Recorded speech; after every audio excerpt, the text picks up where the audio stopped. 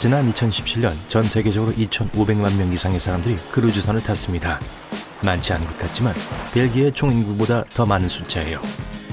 크루즈 여행은 휴가 보너스가 있는 훌륭한 휴가 방법입니다. 한 번의 여행으로 미래의 휴가를 위해 다양한 목적지를 샘플로 즐길 수 있어요. 이미 크루즈 여행을 예약했지만 무엇을 챙겨야 할지 모른다면 여행지에 대한 몇 가지 조사부터 시작하세요. 어쨌든 굽이 낮고 가판에서 편하게 신을 수 있는 신발을 꼭 챙기세요. 또한 육지에서 시간을 보내는 날 장거리를 걸을 수 있는 편안한 신발도 챙기세요. 계절에 따라 수영복도 필요할 거예요. 만일 약을 복용하고 있다면 원래의 포장으로 꼭 가지고 오세요. 가볍게 여행하기를 즐긴다면 걱정하지 마세요. 대부분의 크루즈에는 세탁실이 구비되어 있습니다. 옷을 세탁하고 다림질하고 접기까지 원한다면 다소 비싸지만 많은 옷을 챙기거나 옷을 세탁하는 시간을 절약해 줄 거예요. 배를 타기 전에 신용카드 회사에 알리는 것도 정말 중요합니다. 여행 일정에 하나 이상의 해외 국가가 포함된 경우 더욱 그래요. 계좌에 특이한 활동이 있으면 신용카드가 정지될 수 있어요. 신용카드 회사들의 대부분은 외부에서의 사용이 빠르게 연속적으로 발생하는 공지를 받는 알고리즘을 갖고 있습니다. 크루즈 여행에서 발생하는 일이죠. 카드 회사에 미리 알려주면 고급 레스토랑에서 카드를 거절하는 창피함을 덜을 수 있습니다.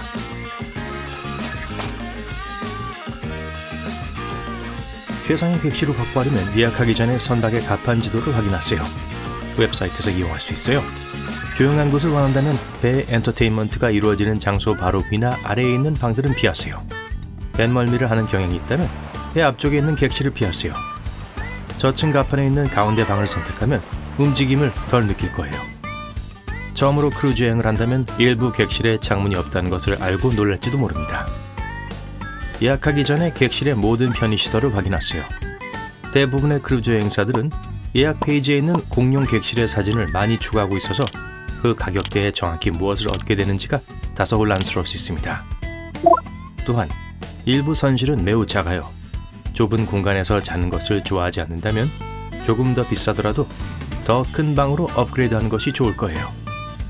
친구와 함께 크루즈에 함께 간다면 둘이 비용을 분담할 수 있습니다.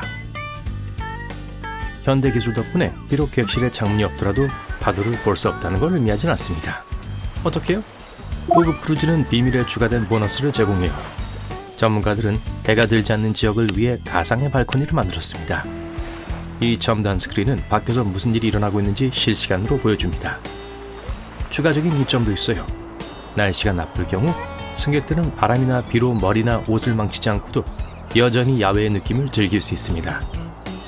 별거 아닐 수도 있지만 여전히 폐쇄 공포증을 느끼는 것보다 낫죠. 저가 크루즈 여행을 계획하고 있나요? 나쁜 생각이 아닐 수도 있어요. 특히 막판 업그레이드를 기다리고 있는 경우에는요.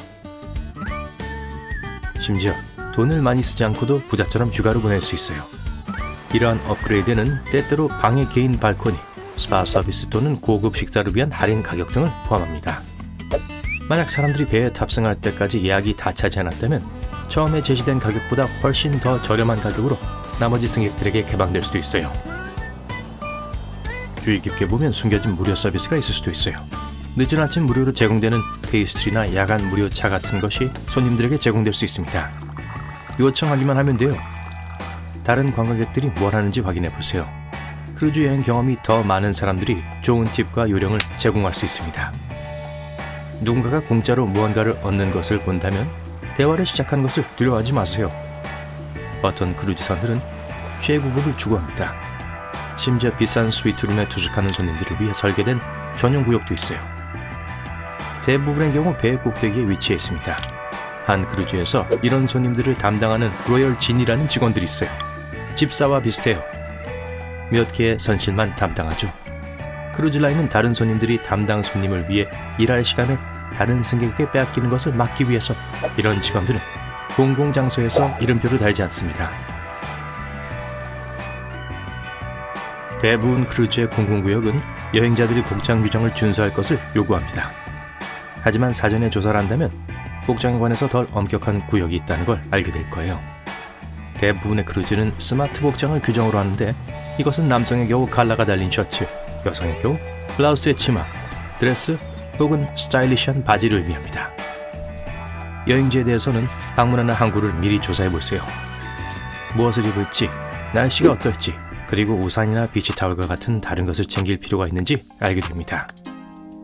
크루즈는 대부분 몇 시간 동안만 항구에 머물기 때문에 이 시간을 최대한 활용하고 싶을 거예요. 방문하고 싶은 박물관이나 미술관이 있다면 미리 예약해야 줄을 서느라 시간을 낭비하지 않을 수 있습니다. 어떤 크루즈는 승객들을 위해 방문하려고 하는 항구의 개인 관광을 제공합니다. 만일 관심이 있다면 인기가 많으므로 미리 예약해야 돼요. 독립적인 투어는 좀 더 개별적이에요. 여행 가이드와 시간을 보내고 더 많은 질문을 할 수 있어요. 항해 중에는 휴대전화를 비행기 모드로 설정한 것을 항상 기억하세요. 크루즈에서 불쾌한 경험담 중에는 수백만 원의 휴대폰 요금을 지불하게 된 크루즈 초보자들의 이야기가 많습니다. 전화기를 끌 수 없다면 국제여행을 하기 전에 반드시 휴대폰 회사와 확인하세요. 일부는 추가 요금 없이 제한된 시간 동안 특별 요금제를 제공하기도 해요. 많은 비용을 지불할 걱정 없이 자유롭게 채팅, 전화 또는 유튜브 동영상을 볼 수 있습니다. 대부분의 크루즈는 무료 와이파이 또는 미리 구매할 수 있는 와이파이 패키지를 제공하는데 이 패키지는 훨씬 더 저렴해요. 페이스타임 또는 스카이프를 통해 집에 있는 친구, 가족과 연락할 수 있어요.